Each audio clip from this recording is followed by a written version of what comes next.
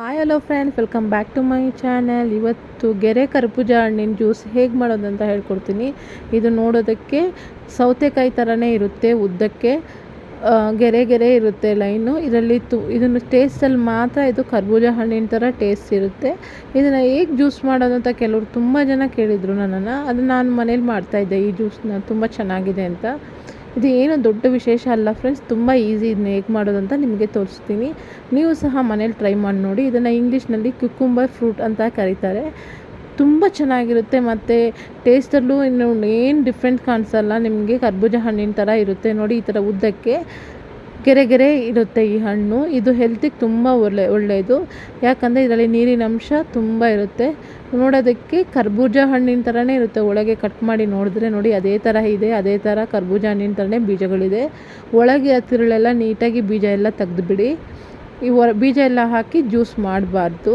ನೀಟಾಗಿ ಒಳಗಿರೋ ಬೀಜ ಎಲ್ಲ ತೆಗೆದ್ಬಿಟ್ಟು ಮೇಲಿರೋ ಸ್ಕಿನ್ನೆಲ್ಲ ನೀಟಾಗಿ ತೆಗಿಬೇಕು. ನೋಡಿ, ಇದು ಸ್ಪೂನಲ್ಲಿ ತೆಗೆದ್ರೆ ಅಷ್ಟು ನೀಟಾಗಿ ಬರೋಲ್ಲ, ನಾನು ಕೈಯಲ್ಲೇ ತಕ್ಕೊತಾ ಇದ್ದೀನಿ. ಪೇಷನ್ಸ್ ಇರೋರು ಬೇಕಾದ್ರೆ ಸ್ಪೂನಲ್ಲಿ ತಕ್ಕೊಬೋದು. ಈಗ ಇದ್ರ ಮೇಲಿರೋ ಸಿಪ್ಪೆ ಎಲ್ಲ ತೆಗ್ದಿದ್ದೀನಿ ನೋಡಿ. ತೆಗೆದ್ಬಿಟ್ಟು ಕ್ಯೂಬ್ಸ್ ಥರ ಕಟ್ ಮಾಡಿ ಇಟ್ಕೊಂಡಿದ್ದೀನಿ. ಇದನ್ನು ಮಿಕ್ಸಿ ಜಾರ್ನಲ್ಲಿ ಹಾಕಿ ಮಿಕ್ಸಿಯಲ್ಲಿ ಗ್ರೈಂಡ್ ಮಾಡ್ಕೊಬೇಕು. ಇದರಲ್ಲಿ ನೀರು ಹಾಕಬಾರ್ದು, ಸ್ವಲ್ಪನೂ ನೀರು ಹಾಕಬಾರ್ದು, ಟೇಸ್ಟ್ ಚೆನ್ನಾಗಿರಲ್ಲ. ಈ ಹಣ್ಣನ್ನು ಹಾಗೆ ಹಾಕಿಬಿಟ್ಟು ಸಕ್ಕರೆ ಹಾಕ್ಬಿಟ್ಟು ಮಿಕ್ಸಿ ಜಾರ್ನಲ್ಲಿ, ಬೇಕಂದರೆ ನಿಮಗೆ ಮಿಲ್ಕ್ ಶೇಕ್ ಮಾಡೋದಾಗಿದ್ದರೆ ನೀವು ಇದಕ್ಕೆ ಹಾಲು ಹಾಕಿ ಕಾಯಿಸಿ ಆರಿಸಿ ಇಟ್ಟಂತೆಲ್ಲ ಹಾಲು ಹಾಕ್ಬೋದು. ಜ್ಯೂಸ್ ಮಾಡಬೇಕಂದ್ರೆ ನೀವು ನೀರು ಹಾಕ್ತಲೇ ಅದೇ ಗ್ರೈಂಡ್ ಮಾಡಬೇಕು. ನಾನು ಜ್ಯೂಸಿಗೆ ನೀರು ಹಾಕ್ತಲೇ ಹಾಗೆ ಗ್ರೈಂಡ್ ಮಾಡಿದ್ದೀನಿ ನೋಡಿ. ನೀವು ಮಿಕ್ಸ್ ಮಾಡಿ ತೋರಿಸ್ತಾ ಇದ್ದೀನಿ. ಶುಗರ್ ಎಷ್ಟು ಬೇಕೋ ಅಷ್ಟು ಹಾಕ್ಕೊಳ್ಳಿ.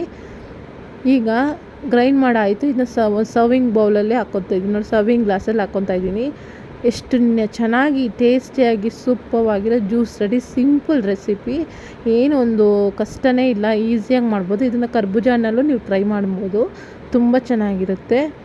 ಈಗ ಇದರಲ್ಲಿ ಐಸ್ ಕ್ರೀಮ್ ಕೂಡ ಹಾಕ್ಕೊಂಡು ಕೆಲವರು ತಿಂತಾರೆ, ತುಂಬ ಚೆನ್ನಾಗಿರುತ್ತೆ ಫ್ರೆಂಡ್ಸ್. ಈ ರೆಸಿಪಿ ಇಷ್ಟವಾದಲ್ಲಿ ನನ್ನ ಚಾನಲ್ ಟಾಪಿಂಗ್ಸ್ಗೆ ನಾನು ಸ್ವಲ್ಪ ಡ್ರೈ ನಟ್ಸ್ ಹಾಕ್ಕೊತಾ ಇದ್ದೀನಿ.